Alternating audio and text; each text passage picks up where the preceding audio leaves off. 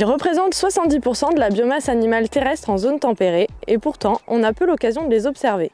Les vers de terre ont un rôle fondamental pour la fertilité des sols agricoles. Ils contribuent au brassage des matières organiques et minérales et les galeries qu'ils créent permettent l'aération du sol, l'infiltration et la rétention de l'eau.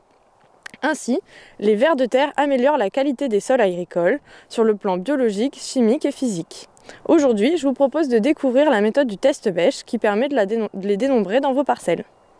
Pour faire le prélèvement, vous aurez besoin d'une bêche plate de 20 par 25 de profondeur, d'un bac ou d'une bâche, d'un seau et d'un petit récipient avec de l'eau pour mettre les vers de terre et éventuellement une pince pour les manipuler. Donc prélevez un bloc de 20 par 25 de profondeur.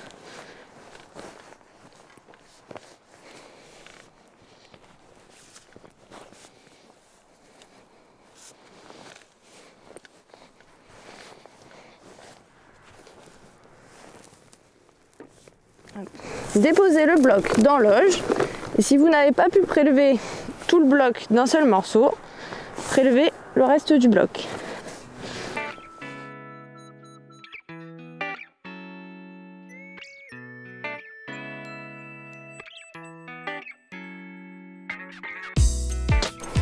Une fois que vous avez prélevé le bloc, il s'agit maintenant de dépioter toutes les mottes afin de récupérer les vers de terre. Il faudra être particulièrement vigilant dans les 10 premiers centimètres où se situe la majorité des vers de terre. Attention, il faut être particulièrement attentif car les vers de terre peuvent se cacher dans des mottes très fines. Vous pouvez vous aider du seau pour éviter de passer à côté de tout petits vers de terre.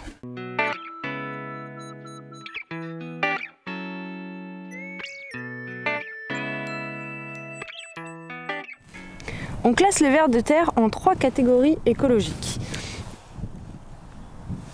Ici, on a des endogés, vers de terre qui creusent des galeries plutôt horizontales et qui vont très rarement à la surface du sol. C'est pourquoi ils ont cette couleur plutôt pâle, rose ou grise, peu pigmentée. Donc ici, on a ramassé plusieurs endogés. On distingue également des vers qui sont un petit peu différents. On voit qu'ils sont nettement plus foncés. Voilà.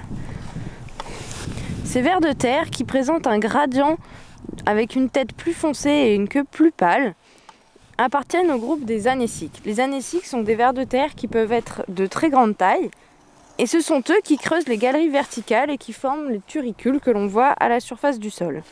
Ici, on peut reconnaître 2 anéciques tête rouge puisque on observe des bandes plus claires entre les anneaux au niveau de la tête. Donc dans cette parcelle, nous avons trouvé 2 catégories de vers de terre. La 3e catégorie de vers de terre, ce sont les épigées qu'on trouve plus rarement en grande culture car ce sont des vers très petits qui vivent en surface du sol, plutôt dans la litière.